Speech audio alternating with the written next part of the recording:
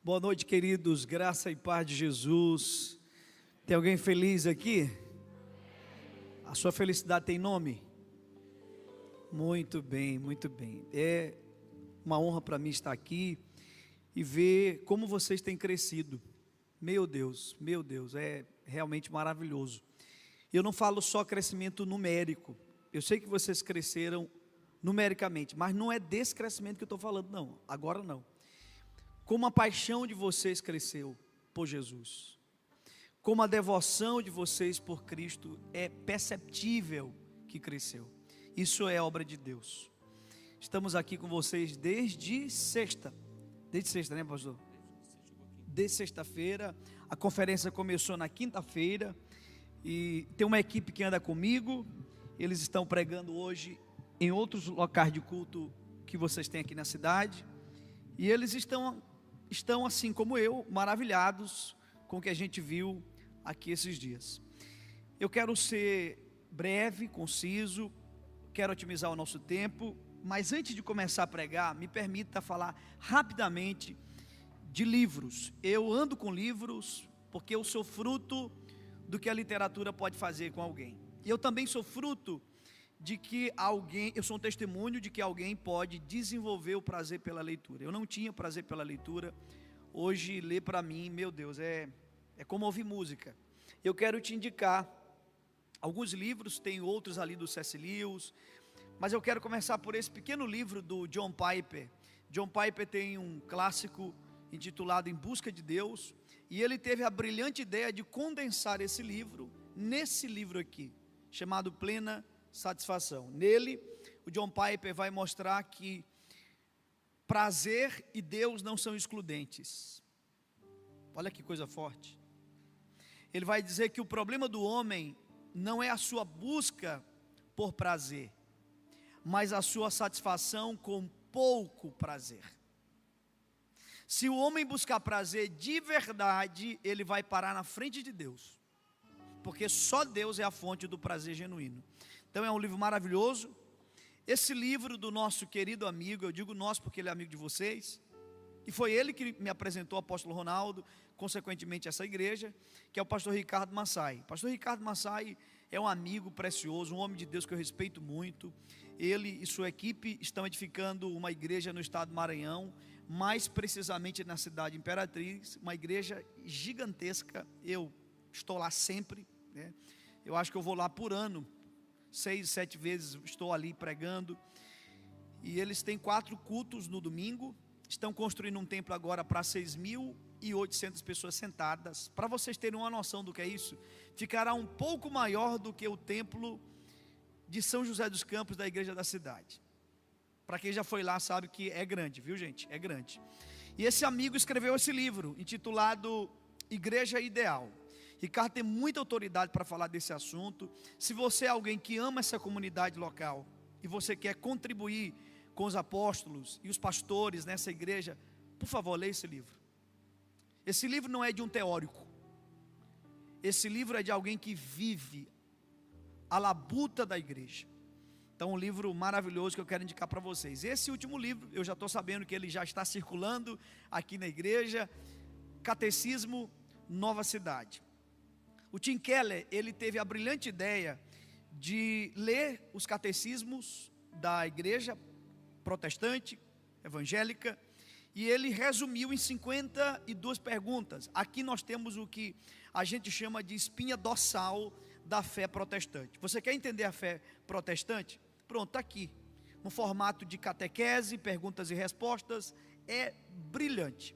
Esses e outros livros estarão à sua disposição lá no hall de entrada, e eu sempre gosto de dizer isso porque é o que realmente acontece. Eu gostaria muito que vocês conhecessem a minha região. A minha região é uma região que tem a sua dificuldade socioeconômica, mas apesar de tudo isso, Deus está fazendo uma obra muito linda ali, muito linda.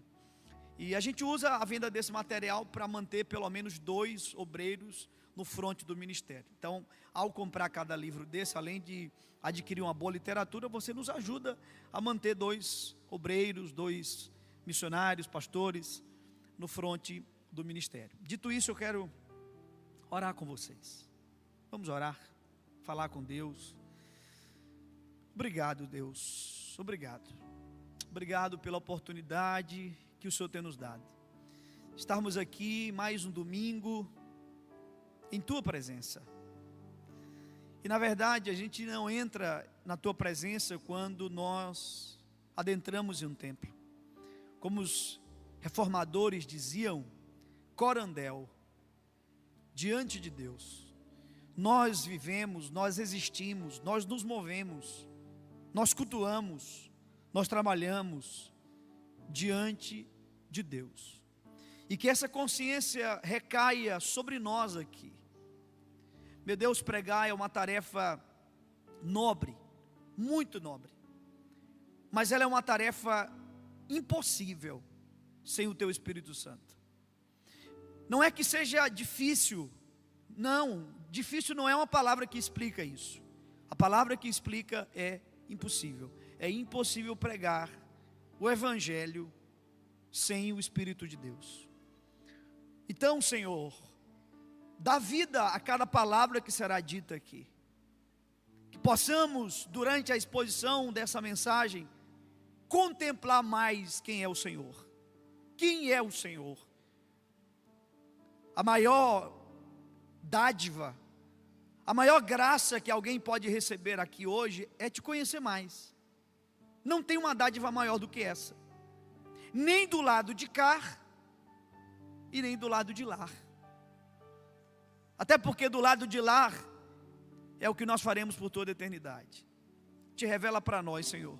Fala conosco nessa noite, em nome de Jesus. Você pode dizer amém?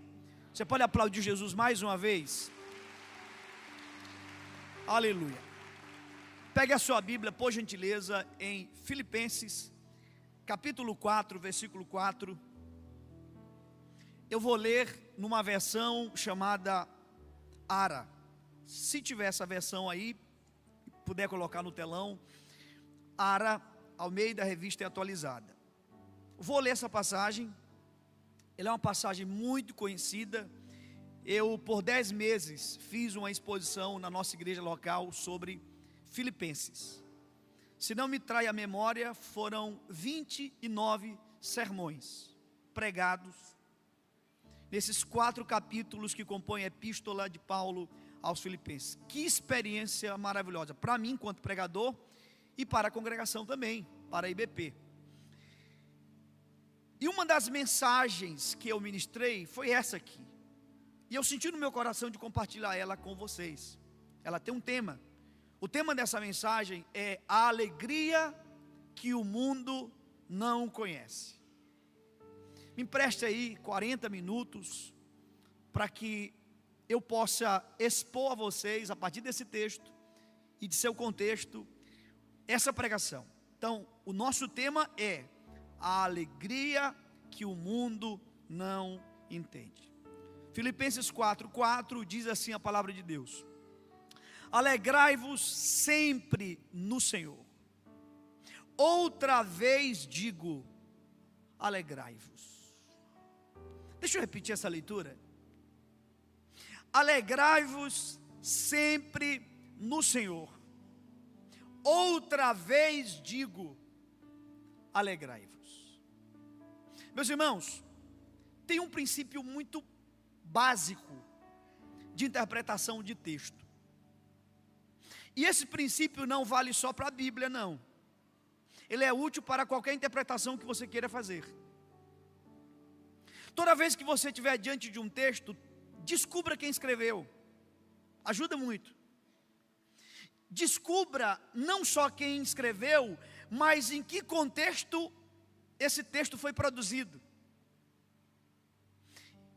E é o que eu vou fazer agora aqui com vocês. E vocês vão entender por que isso é importante. Eu não posso continuar minha pregação privando vocês dessa informação tão importante. Os estudiosos da Bíblia, os eruditos da Bíblia, eles dizem que a Bíblia tem um texto, um livro, que é considerado o livro mais amargo da Bíblia. Eu diria até indigesto. Os mais exagerados, e é óbvio que é um exagero, mas alguns chegam a dizer que o escritor desse livro estava depressivo quando escreve. de tão amargo que ele é. Vocês desconfiam que livro é esse? Qual é o livro? Eclesiastes. Qual é a palavra que resume Eclesiastes? Vaidade. O texto mais conhecido é vaidade de vaidade, diz o pregador, tudo é vaidade. Mas eu não quero que você pense em vaidade nos moldes do século 21, se arrumar, se embelezar, não. Eu quero que você pense em vaidade como o texto grego, hebraico melhor dizendo, desculpa, o texto hebraico nos propõe. Vaidade aqui significa oco, alguma coisa que é oca, vazia, sem sentido. Então o que o escritor está dizendo é: a vida não tem sentido. Olha que coisa forte. Muito bem, esse é o texto mais amargo da Bíblia. Quem escreveu? Salomão. Aonde ele estava? Em um palácio. Como é que a gente pode privar a igreja de uma informação dessa? Não dá, irmão. Quer dizer que o texto mais amargo da Bíblia foi escrito por um homem que estava em um palácio, com tudo aquilo que um palácio poderia lhe oferecer? É isso, Ribinha? É isso. Isso mesmo. Contrapartida. Tu sabes qual é o texto mais alegre de toda a Escritura?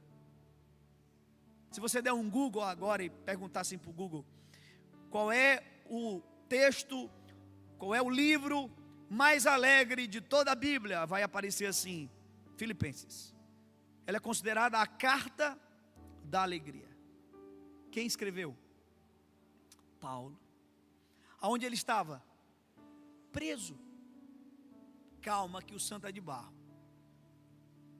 Quer dizer que o texto mais alegre da Bíblia foi escrito por um homem que estava preso, com todas as limitações de um cárcere. É isso? É isso. Por isso que é a alegria que o mundo não entende. E eu quero falar para vocês hoje três verdades que estão embutidas aqui, nesse versículo.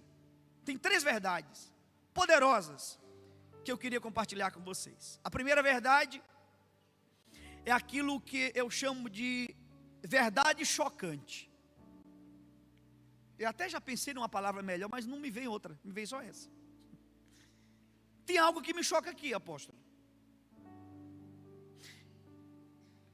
Olhe para o texto, ou pelo menos lembre dele. Alegrai-vos sempre no Senhor, outra vez vos digo, alegrai-vos. Olhe para esse texto. Tem uma palavra nesse texto que me choca. Qual é? Sempre.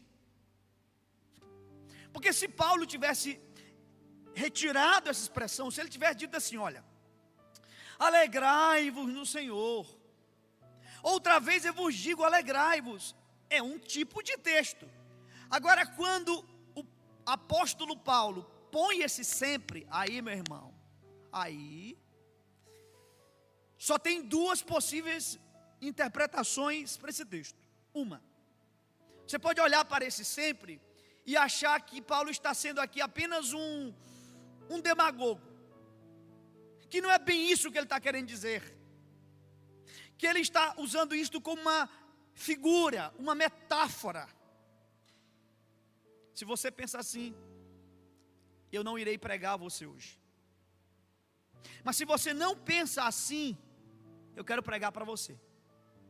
Eu quero pregar para aqueles que, assim como eu, acreditam que Paulo está sendo literal aqui, que sempre é sempre, que existe um tipo, uma espécie, uma categoria de alegria que sobrevive até a prisão, até a iminente morte.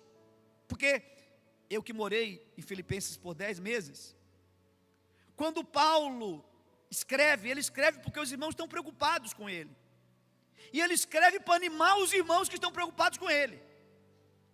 E ele diz assim: olha, eu não sei, sinceramente, eu não sei se eu vou sair daqui para a liberdade ou para o martírio. Mas isso pouco me importa. O que me importa é que Cristo seja exaltado. Então Paulo está sendo literal. Existe um tipo de alegria que sobrevive, olha aqui para mim, ao luto, à perda, a dores. Essa fé proposta por Paulo em Filipenses, a fé que brota do Evangelho, ela não é sobre a certeza de tudo. Por favor, escute isso com muita atenção. Ela não é sobre a certeza de tudo, ela é sobre a convicção do todo. Quando eu terminar minha pregação, se alguém aqui, depois do culto, me procurar, e eu estou à sua disposição, tá bom? Se alguém vier me procurar, Ribinha, teve uma situação que aconteceu na minha vida, um episódio, me explica. Possivelmente eu não terei explicação. Eu não tenho explicação para episódios de minha vida. Eu estou aqui humildemente dizendo, eu não tenho respostas para episódios difíceis que você enfrentou. Agora, uma coisa eu tenho certeza, isso eu tenho, e afirmo categoricamente: um dia, o todo vai fazer sentido. E aqui, eu tenho consciência que eu cheguei no limite, e toda vez que um pregador está no limite, ele vai recorrer a um gênero da comunicação, que é o gênero chamado poesia. Não por acaso, um terço da Bíblia é poesia. Porque algumas verdades, elas só vão penetrar o nosso coração, Bispo Felipe, por uma poesia. E aqui estou eu reconhecendo minha limitação, minha incapacidade de explicar isso a vocês. Então vou recorrer a um exemplo. Esse exemplo eu não criei, não inventei. É o exemplo mais usado pelos teólogos que pensaram sobre o sofrimento. Por que nós sofremos? Por que gente de Deus sofre? Por que homens como Paulo foram decapitados? Por quê? Aí eles vão dizer o seguinte: a melhor maneira de você entender o sofrimento na vida de um cristão é lembrando de um mosaico. Todo mundo aqui sabe o que é um mosaico, ok? Amém? Para você entender minha ilustração, você tem que saber o que é um mosaico. Pegue uma peça do mosaico, retire uma peça do mosaico e analise-a solta, fora do mosaico. Faz sentido essa peça, gente? Não faz. Os gregos, eles diziam que beleza é igual a simetria. Então o que é uma pessoa bonita, bela? É uma pessoa simétrica. A ausência de simetria é feiura. Sendo assim, a peça de um mosaico é muito feia, porque ela não é quadrada, não é retangular, não é triangular, não tem uma forma, ela é feia. Só que quando você pega essa peça e você coloca no mosaico, aí você se retira, aí você diz: meu Deus, que beleza. É isso. Um dia, todas as nossas dores, todos os nossos dramas estarão colocados em um grande mosaico, e tudo fará sentido para a glória de Deus. Um dia você dará graças a Deus pelas lutas que você enfrentou. Eu falo disso, implode na minha mente uma mulher chamada, ela compôs muitos hinos que nós cantamos hoje. Como é que é o nome dela, apóstolo? Fanny Crosby, é isso? Fanny Crosby. Fanny Crosby compôs muitos hinos que nós cantamos. Só que ela era cega de nascença. E um dia, já no final da vida, perguntaram para ela: se você pudesse voltar a ser um bebezinho, infância, adolescência, vida adulta, ou seja, se você pudesse voltar à vida, e você tivesse um pedido para fazer para Deus, o que você pediria? Era de se esperar que ela dissesse o quê? Eu queria nascer com olhos, eu queria ter tido o privilégio de ver. Sabe o que ela disse? Ela disse: eu gostaria de nascer cega. Aí você pode dizer: ela está falando isso que ela está sendo demagoga. Tudo bem, eu não quero te convencer do contrário. Eu não penso assim. Eu acredito que aquela mulher não estava brincando. Eu acredito que ela estava falando sério, e era literal. Se ela pudesse voltar, ela queria nascer cega. Mas insistiram com ela: mas por que você queria nascer cega? Ela disse: porque eu nunca vi um rosto. Então eu não tenho como comparar um rosto. Eu não sei se um rosto parece com uma mesa, se parece com um livro, se parece com um microfone. Eu não tenho referências para comparar um rosto. Vocês têm, vocês sabem, eu não. Todavia eu tenho um privilégio que vocês não têm. É que o primeiro rosto que eu verei na minha vida será o rosto do meu Senhor e Salvador Jesus Cristo. Eu quero te contar um testemunho de uma pessoa da nossa igreja. O nome dela é Thalita. Eu conheço Thalita desde criança. Até porque Jesus me encontrou meados de 98 numa pregação do pai dela. E eu lembro de Thalita, criancinha, crescendo na igreja. Nunca se desviou, gente. Pensa uma mulher piedosa, crente, fervorosa, sempre envolvida com a igreja. Thalita namorou com um jovem da nossa igreja chamado Rivail. Eles namoram, se casam, foram ordenados pastores na nossa igreja. Depois de 2 anos e meio de casado, Thalita descobre que tinha um câncer no nariz. De lá para cá se passaram já 12 anos. Thalita já fez mais de 40 cirurgias. Quem é Thalita hoje? Thalita hoje não tem um olho, ela não tem um nariz, ela não tem 70% dos seus lábios, e o outro olho dela, o câncer está crescendo, empurrou o olho e ela já não enxerga mais. Ela não está enxergando mais. Ela já é o que na medicina se chama de cuidados paliativos. Essa é a Thalita. Mas essa é o ponto solto do mosaico. É a peça solta. Ribinha, me explica por que uma mulher dessa tem câncer. Por que o câncer deformou o rosto dela? Olha a minha resposta: eu não sei. Todo dia, apóstolo, e todo dia aqui é literal. Todo dia na minha casa nós oramos por ela. Eu, minha esposa e os meus 2 filhos, todos os dias nós oramos pela Thalita. Eu não tenho respostas. Agora eu sei de uma coisa: que quando eu olho para o mosaico, eu já começo a ver indícios de uma história que glorifica a Deus. Agora deixa eu colocar essa história no mosaico. Essa é a ponta solta, é a peça solta.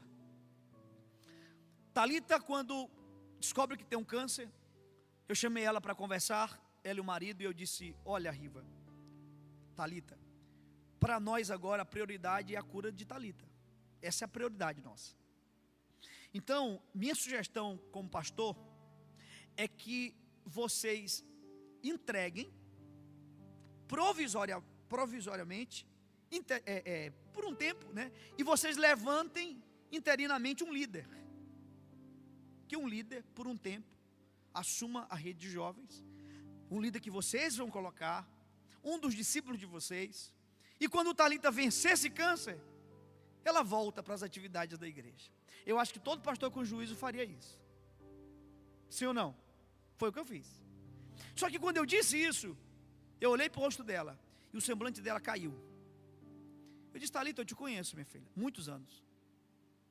Tu ficou triste depois que eu dei essa notícia. Tu terias uma ideia melhor do que essa? Eu estou aqui para te ouvir. Gente, vocês não imaginam o que ela me disse.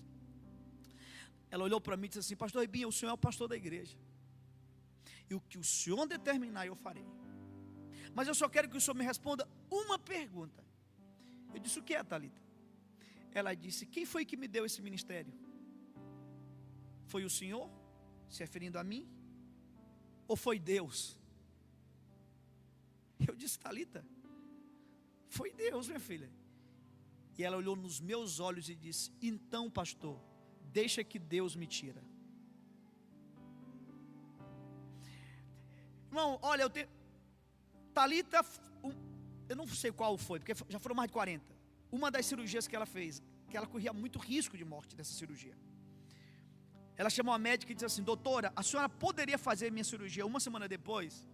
Aí a médica disse: Thalita, eu posso, mas por que uma semana depois? Ela disse: porque vai ter o acampe da minha igreja e pode ser meu último acampe. Eu sou a líder dos jovens. Pastor, ela entrando na mesa de cirurgia, ela fica mandando mensagem para as meninas: ei, não faltem no culto, hein? Ela pegou 4 dias de alta agora recente, 4 dias. Irmão, eu disse: eu não acredito no que eu estou olhando. Quando eu chego na igreja, ela está praticamente sem enxergar. Quando eu chego, pastor, o marido dela conduzindo ela, porque ela abraça-se a cintura dele, ele vai na frente e ela vai andando assim, ó. Ela foi pro culto. E no domingo, de novo. Nesse dia eu estava pregando. A nossa igreja é uma igreja relativamente grande. Pregando, uma multidão, centenas de pessoas. E teve um momento da pregação que eu olhei, a igreja inteira com as mãos baixas, e a única pessoa que estava com a mão levantada, adorando, quem era? Thalita. E eu parei e comecei a chorar. Eu disse: meu Deus, que alegria é essa? Sabe que alegria é essa? É a alegria que o mundo não entende. Vocês já ouviram falar do influenciador Carlinhos Maia? Ok? Carlinhos Maia gravou uma série de vídeos sobre a Thalita, chorando. Ele disse: pelo amor de Deus, alguém me explica a alegria dessa mulher, porque eu não consigo entender. É claro que ele não entende. É a alegria que o mundo não consegue entender.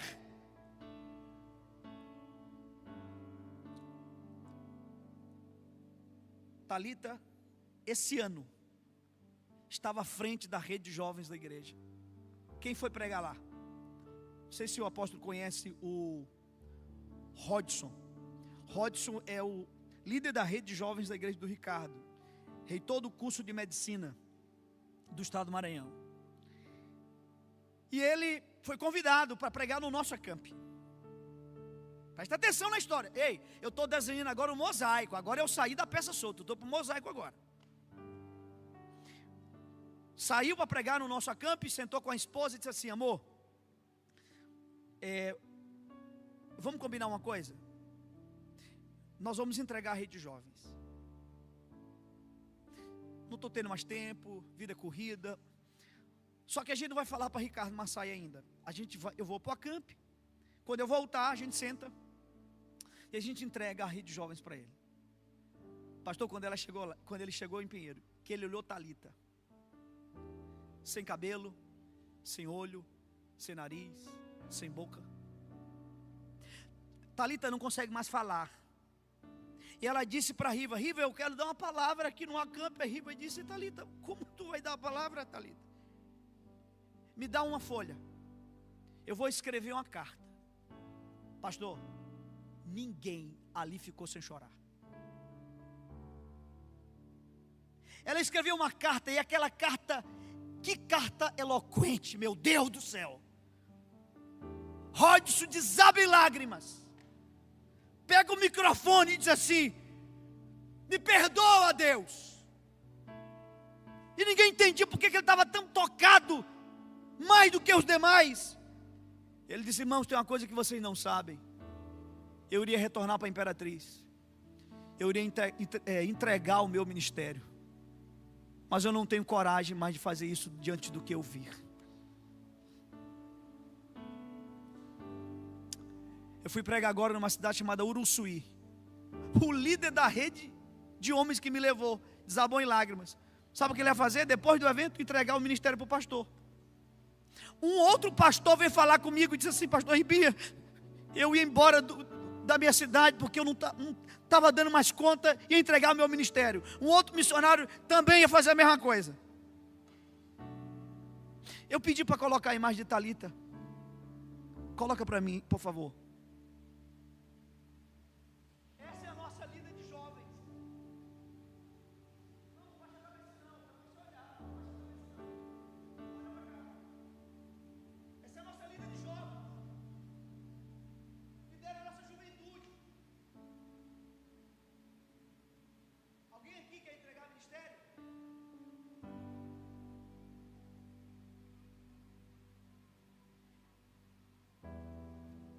Veja que a história de Talita, dolorosa, difícil. Agora, meu irmão, eu vou passar para o apóstolo esse áudio, e com a autorização do Riva, você pode jogar nos grupos da igreja. Se prepare, que Deus encontre o teu coração. Riva, em lágrimas, me manda um áudio e diz assim: pastor Ribinha, Deus falou comigo e com a minha esposa. O que Talita mais precisa hoje, mais do que a cura desse câncer, é conhecer mais a Jesus. Porque, como disse um antigo servo de Deus, em Cristo, vida ou morte são ambas um triunfo.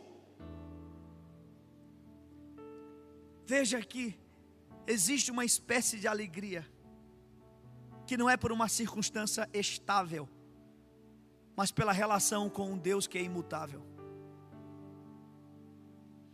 Irmãos, você pensa que a Talita fica murmurando? Não, tu não está entendendo. Ela senta bem na frente, pastor, e ela levanta a mão, e ela glorifica. Por isso que eu não aceito nenhum pregador triunfalista subir no púlpito da nossa igreja. Eu já disse para os pastores: se um dia eu estiver viajando e a gente cometer o equívoco de entregar o microfone para um pregador triunfalista, porque às vezes a gente erra, a gente não tem o domínio. Botou alguém para pregar e ele começou a pregar triunfalisticamente. Eu pedi para os pastores: se eu não estiver aqui, vocês interrompam esse pregador. Pastor Ribinha, mas é deselegante. Sejam deselegantes com os homens, mas não sejam infiéis a Deus. Como pregar triunfalisticamente diante de uma mulher dessa, meu Deus? Não dá, é um desrespeito, é uma desonra. Alegrai-vos sempre no Senhor. Outra vez vos digo, alegrai-vos. Depois você estude a história de Horatio Spafford. Depois você estude a história de Eliot.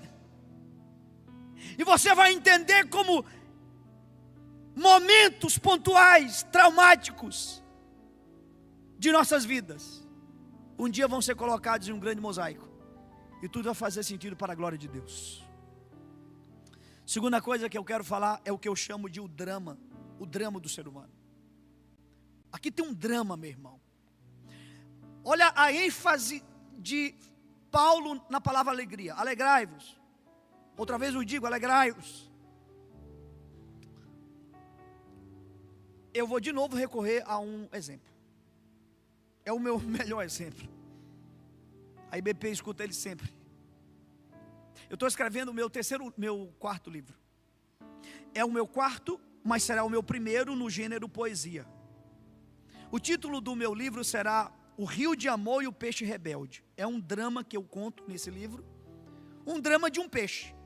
Um peixe que um dia ele se cansou das águas do rio e ele disse assim: eu não quero mais morar aqui. Eu vou embora daqui. Eu quero conhecer outras coisas, eu vou embora. E ele marcou dia e hora para colocar o seu obstinado projeto em execução. e ele pula. E eu quero que você imagine a cena. Use o palco da tua mente agora. O que é que vai acontecer com esse peixe? O máximo, não vá apressadamente. Vamos devagar, é uma poesia, deguste ela, tá? Não morre assim de uma lapada. Vai devagar. Antes que o peixe morra, ele vai pular no máximo 1 metro para fora. É o máximo que ele vai conseguir. A partir de então, ele estará condenado. Condenado a quê? Meu Deus, eu não consigo falar isso, não me arrepiar. O peixe estará condenado a ansiar profundamente o que ele acabara de deixar dentro do rio: oxigênio. Porque o único lugar para o peixe em que ele pode encontrar oxigênio é no rio, nas águas. Mas qual é o drama? O drama, apóstolo, é que ele não quer mais. Mas não esqueça que é uma poesia. E numa poesia, rios têm olhos, rios falam. E aí na minha poesia, o rio de amor olha para o peixe e diz assim: volta para mim. Se você retornar para as minhas águas, você terá seu anseio preenchido de novo. Mas ele, obstinado, teimoso, diz assim: não, eu não te quero mais. Nasce um drama, porque se ele não quer, mas o único lugar em que ele pode ter oxigênio é ali, não é dramático? Aí o rio vai dizer assim para ele: pois bem, você pode não me querer, está na sua volição não me querer, mas tem uma coisa que você não pode. O que é? Pensa com calma. O que é? Não me desejar. Você pode não me querer, mas você não pode não me desejar, porque você foi feito para me desejar. É por isso que o grande Chesterton disse: em certo sentido, todo homem na porta de um bar é um homem à procura de Deus. Alguém entendeu o que eu falei? Você é inteligente, você sabe que não é de peixe que eu estou falando, muito menos de rio. O homem é esse peixe rebelde. Assim como não há oxigênio para o peixe fora do rio, não há vida para o homem fora de Deus. O homem quer vida, mas ele não quer Deus. Isso é um drama. Ele quer vida, ele quer paz, ele quer alegria, mas ele não quer a fonte onde tudo isso se encontra. Assim como o peixe só é livre dentro do rio, o homem só é livre em Deus. Fora dele, todo movimento é morte disfarçada de autonomia. Portanto, meus irmãos, quem está lá fora na porta de um bar, pode dizer assim: eu não quero Jesus, eu não quero o Evangelho. Tá bom, está na sua volição não querê-lo. Mas o que você não pode é não desejar. Eu tenho um amigo que ele disse para mim: Ribinho, eu chegava das festas, e eu chegava depois de ter tomado os melhores uísques, depois de ter ficado com muitas mulheres, eu chegava em casa e eu ficava gritando. Eu ligava o som alto, não era para nada não, era só para os vizinhos não ouvirem meus gritos de desespero. Em certo sentido, todo homem na porta de um bar é um homem à procura de Deus. Vai dizer para mim que você nunca percebeu que um homem tem uma sede, um anseio, e ele busca saciar isso em todos os lugares.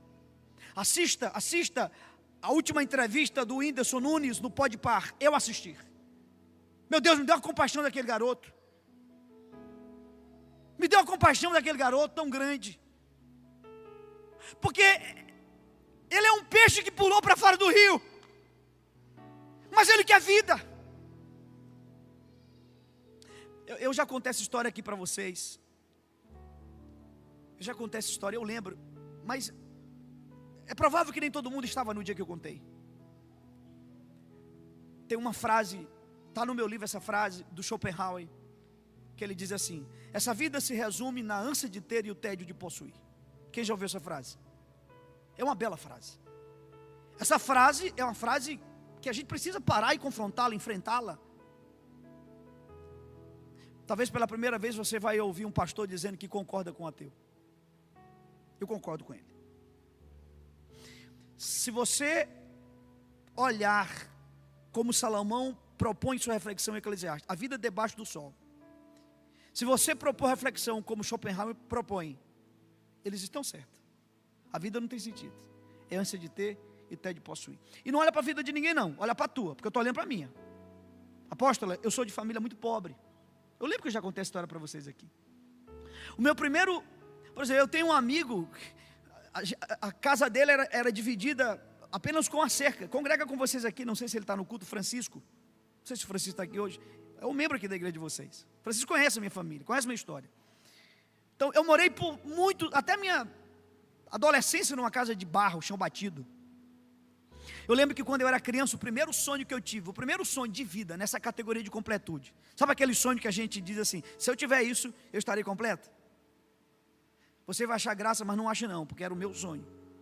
O meu sonho, quando criança, eu só não lembro a idade, mas o meu primeiro sonho que eu tive na perspectiva de completude era ter um Capitão América.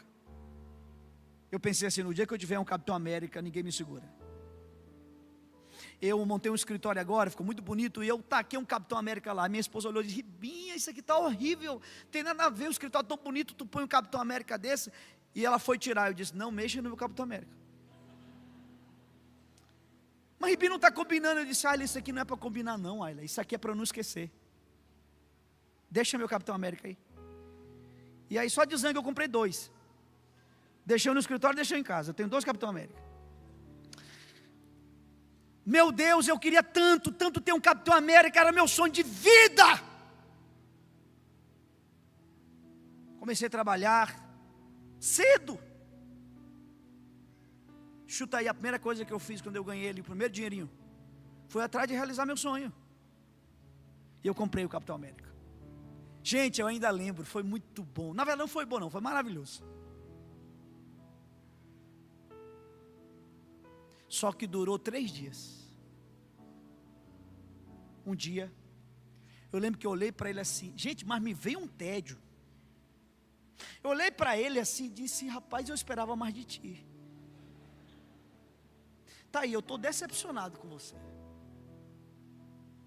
Pensei que tu era assim, sabe? E eu larguei aquele Capitão América. E eu fui atrás de uma outra coisa, que aí eu não lembro, talvez tenha sido uma bicicletinha.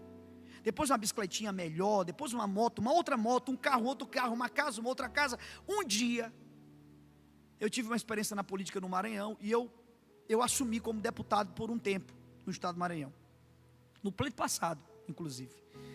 Foi julho de 2020, eu assumi. Um dia eu estou lá no meu gabinete, pensando, sozinho. Fui pegar uma água. Quando eu pego aquela água, vocês não imaginam o que eu lembrei. Lembrei não, porque eu não tinha capacidade nem de juntar uma coisa com a outra. Eu fui lembrado. Sabe do que eu fui lembrado? Do Capitão América. Irmão, acredite em mim. O mesmo tédio que me veio pelo Capitão América veio por aquela cadeira. E naquela hora o Espírito de Deus começou a tratar comigo e disse: meu filho, do Capitão América, a cadeira do deputado, é tudo a mesma coisa, ânsia de ter e tédio de possuir. Mas aí, quando eu falo isso, você pode pensar assim: Ribinha, o Capitão América não te preencheu, tuas conquistas não te preencheram, a política não te preencheu, mas o ministério também não. Irmão, não tem explicação. Eu pastorei uma igreja linda, para glória de Deus, mas eu chego ali, eu olho para aquilo, não me preenche.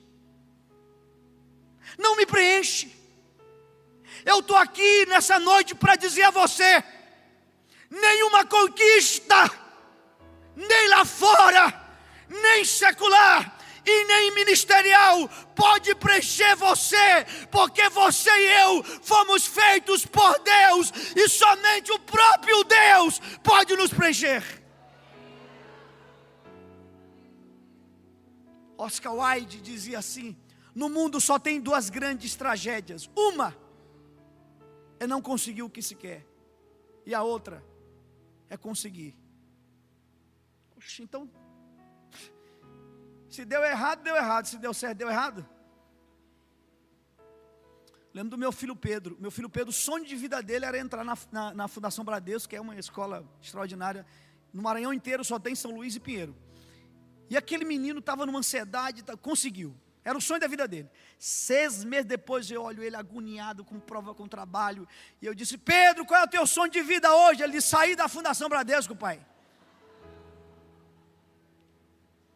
Já 6 meses, eu quero sair disso. Não aguento mais. Esse é o homem. Esse é o peixe fora do rio. C.S. Lewis, meu escritor preferido, ele dizia assim: se eu encontro em mim um anseio que nada nesse mundo pode preencher, a dedução mais óbvia é que eu tenha sido feito para um outro mundo. Que descoberta maravilhosa. Vocês já ouviram falar de uma escritora chamada Clarice Lispector? Poucas pessoas escreveram como essa mulher. Ela era uma ucraniana, naturalizada brasileira. E Clarice, que era brilhante com as palavras, certa vez ela disse assim, abre aspas: olha, é Clarice, tá? Não é Santo Agostinho. Eu vou ler aqui, vai parecer que é Santo Agostinho, mas não é. É Clarice Lispector que disse isso. Ela disse assim, abre aspas: tenho uma sede de infinito. Sou inquieta e insatisfeita. E o que eu anseio não tem nome. Fecha aspas. Meu Deus, como eu queria estar perto de Clarice para dizer para ela: Clarice, tem nome sim. Tem nome, tem rosto e tem mãos furadas. O que você anseia é Jesus Cristo. O que você tentou encontrar na literatura, nas conquistas, nos êxitos deste mundo, você só pode encontrar em Cristo.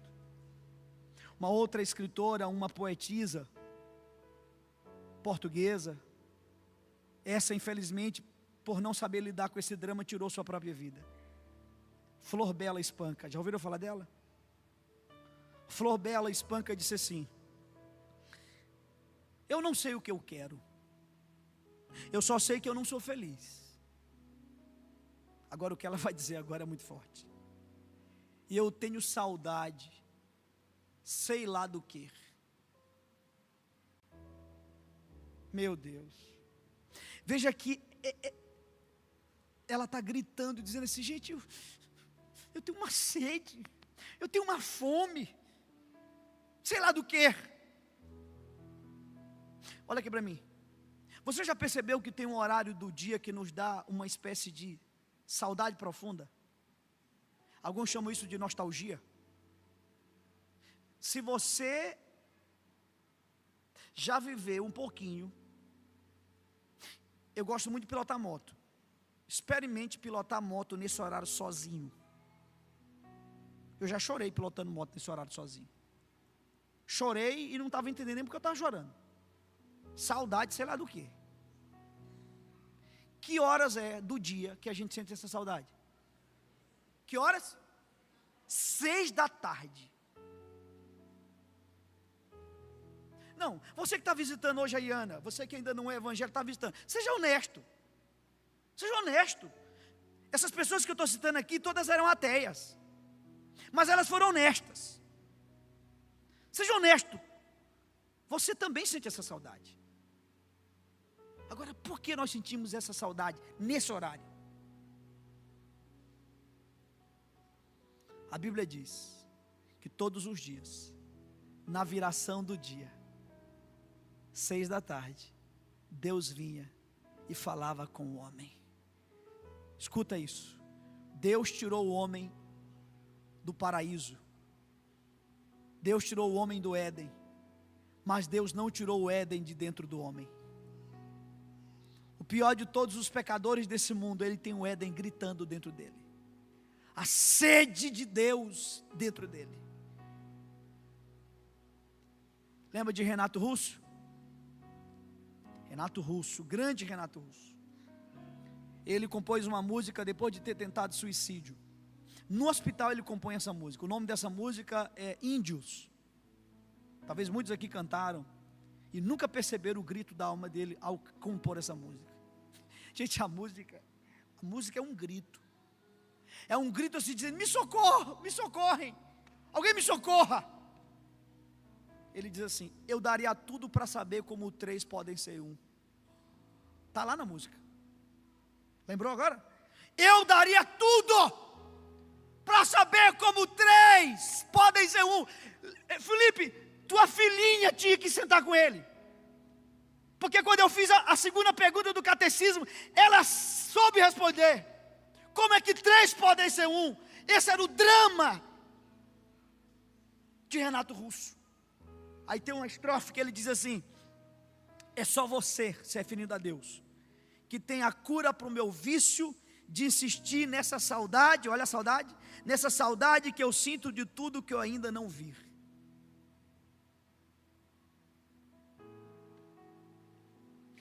Minha mensagem eu concluo agora. A última e conclusiva explicação. Veja que essa alegria que Paulo está propondo, tem uma expressãozinha aqui que a gente não pode pular. Alegrai-vos sempre. Sempre no Senhor. Olha, eu não vou pedir desculpa, tá? Porque eu vou dizer para você, porque eu não tenho do que me desculpar, é a verdade. Essa alegria da qual eu estou falando, ela só está disponível para quem conhece Cristo. Essa alegria, ela não existe fora de Jesus. Ela é uma exclusividade do Evangelho. Ano passado eu fui acusado. Foi uma bela acusação. Disseram assim para mim. Não falaram para mim porque não tiveram coragem de falar na minha cara. Falaram nas costas. E alguém me disse: Ribinha, fulano tal falou isso de você e tal. Alguém disse assim: será que Ribinha não está forçando muito a Bíblia? Estou achando que Ribinha está forçando muito a Bíblia, nessa ânsia, nesse desespero dele de querer mostrar Jesus e tal. Eu estou achando que ele está forçando demais a Bíblia. Tem passagem da Bíblia que não está ali Jesus, mas ele quer ficar batendo Jesus. Uma bela acusação, porque se eu tiver que cair no erro, eu quero cair nesse. Eu quero cair nesse erro, do que chegar aqui. Meu Deus, eu peguei 2 voos, peguei barco, peguei carro, 2 carros, para chegar aqui o dia inteiro, para me ensinar para você 7 dicas para o sucesso, 3 passos para a vida dos teus sonhos. Ah, meu irmão, não. Eu acredito que esse livro inteiro é sobre Jesus Cristo, desde Gênesis até o Apocalipse. Ele é o Alfa, Ele é o Ômega, Ele é o primeiro, Ele é o último. A Bíblia inteira é sobre Jesus. Aí disseram assim: olha, mas Filipenses, por exemplo, a ênfase de Filipenses não é Jesus. A ênfase de Filipenses é a alegria. Aí eu digo: é? Aí é? E por que é alegria? Aí disseram: não, porque existe um princípio exegético que diz que quando há repetição, é porque a interpretação está em torno dessa repetição. Digo: olha, bom de argumento. Sabe quantas vezes aparece a palavra alegria em Filipenses? 16 vezes. 16 dividido por 4, que é o número de capítulos. Nós temos uma média de 4 citações por capítulo. Ah, tá, então você está dizendo para mim que a ênfase de Filipenses é a alegria, porque 16 vezes aparece a palavra alegria. Esse é o motivo? Esse é o motivo. Ah, então vem. Vamos terminar essa conversa. Sabe quantas vezes aparece a palavra Jesus Cristo em Filipenses? 50 vezes. 50 vezes. Portanto, vamos interpretar isso melhor. O tema da carta de Paulo aos Filipenses não é sobre a alegria solta, é sobre a fonte da verdadeira alegria, é sobre Jesus, é alegrai-vos sempre, mas no Senhor. Só que você nunca vai entender Filipenses 4, se você não entender Atos 9. Experimente ler Filipenses 4 e Atos 9. Naquele caminho de Damasco, quem perseguia quem? O Evangelho não só quebra minhas algemas, o Evangelho me troca de algemas. Por isso que Agostinho dizia: torna-me teu escravo, ó Deus Santo, então eu serei livre. O homem que entendeu o Evangelho, ele é um homem que está preso em Cristo, preso na própria alegria. Eu nunca esqueci um dia, Felipe, que eu terminei de pregar, desci, fiquei ao teu lado. Eu não lembro qual foi a pregação que eu fiz, mas tu citou para mim uma cena das Crônicas de Nárnia, e eu nunca esqueci disso. Nárnia, a ficção Nárnia do C.S. Lewis foi escrito para explicar o Evangelho para crianças. Talvez você nunca leu o livro, mas eu sei que você já assistiu o filme. Tu lembras de uma cena que Lúcia fica muito tempo sem ver Asla, muito tempo, e ela está com uma saudade enorme de Asla. Aí ela reencontra Asla. Só que quando ela reencontra Asla, é linda a cena, ela abraça, ela beija, ela se enrola com ele ali na grama. Só que aí ela se dá conta de uma coisa. O que? Você lembra? Alguém lembra? Ele tinha crescido. Porque da outra vez que ela tinha visto ele era um leão pequeno, um leãozinho. Agora não, agora ele era um leãozão grandão. E aí Lúcia percebe e diz assim: Aslan, você cresceu. Aslan olha para Lúcia e diz: não, Lúcia, não é que eu tenha crescido, é que eu sempre vou parecer maior quando vocês amadurecem. Quem é o crente mais maduro da Iana? O mais antigo na fé? Não necessariamente. O mais maduro dentre nós é aquele dentre nós para quem Jesus é maior. Se Talita estivesse aqui, eu arriscaria dizer que era ela. Porque eu sou homem e sou vaidoso. Eu sou vaidoso. Ando de pulseira, de relógio. Sou vaidoso.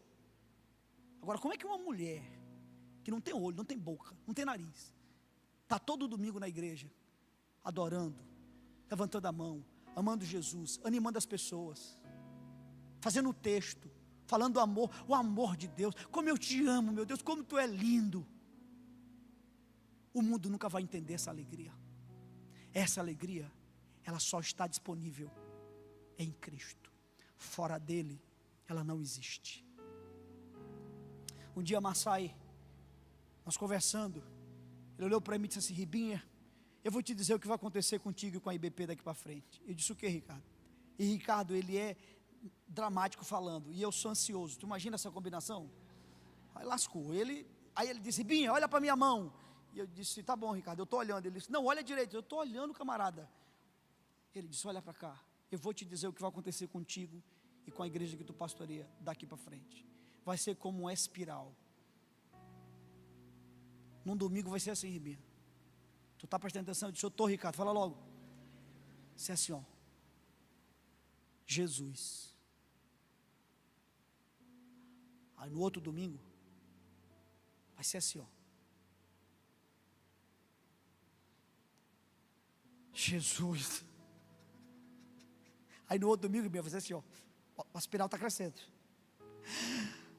Uau! Jesus! e no outro, e no outro. Acredite, há 5 anos, todos os domingos, independente do pregador, independente do texto, Cristo está sendo exaltado na nossa igreja. Ontem eu citei um rapaz enquanto eu pregava. Coincidentemente eu cheguei no hotel, ele mandou um áudio, pastor, em lágrimas, dizendo: pastor Ribinha, o que está acontecendo comigo? Eu nunca tive tanta paixão por... meu coração está aqui para explodir. Eu disse: César, eu te citei pregando hoje, cara. Eu sei que Deus está fazendo obra no teu coração. Porque não é aqui, meu irmão, eu não estou pregando para o teu cérebro. Talvez tu saiba muito mais coisas do que eu. Não é aqui, é aqui. É aqui, ó. É quando a verdade desce daqui para cá. Iana Conference, é assim que é o nome da conferência? Daqui a 1 ano, né? Ó, espiral. O que nós vamos falar aqui?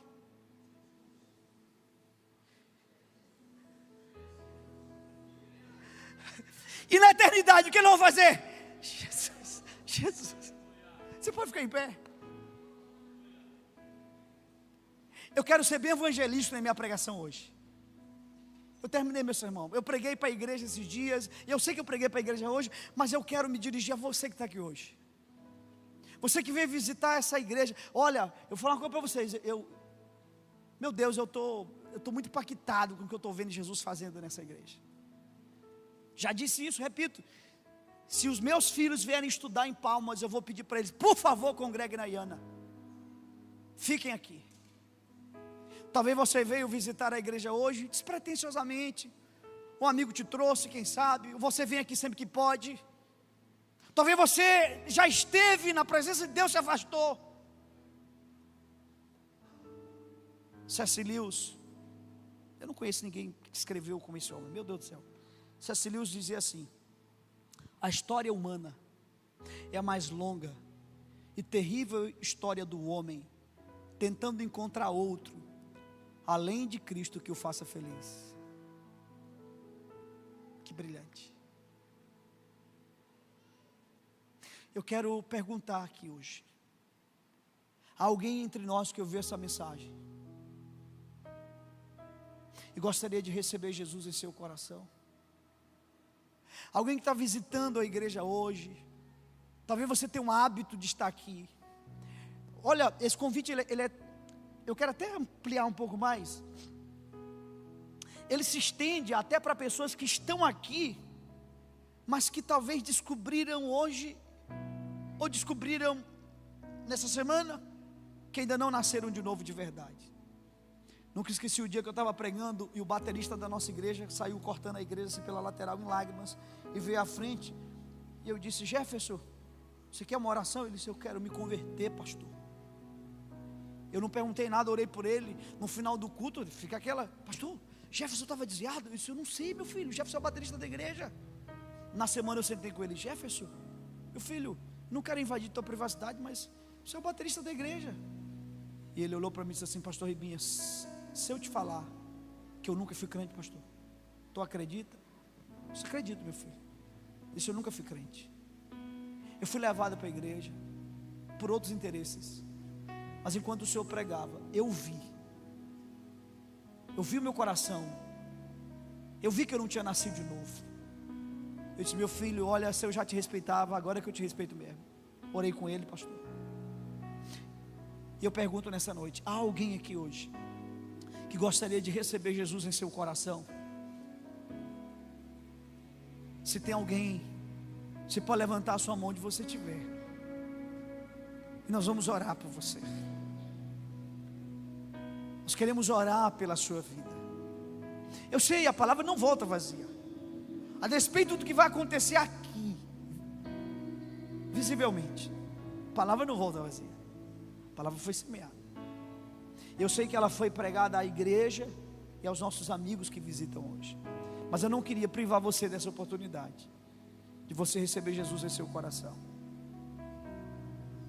O louvor vai cantar, vai adorar Jesus, e quando eles estiverem cantando, você pode vir aqui, amém, entregar sua vida a Jesus.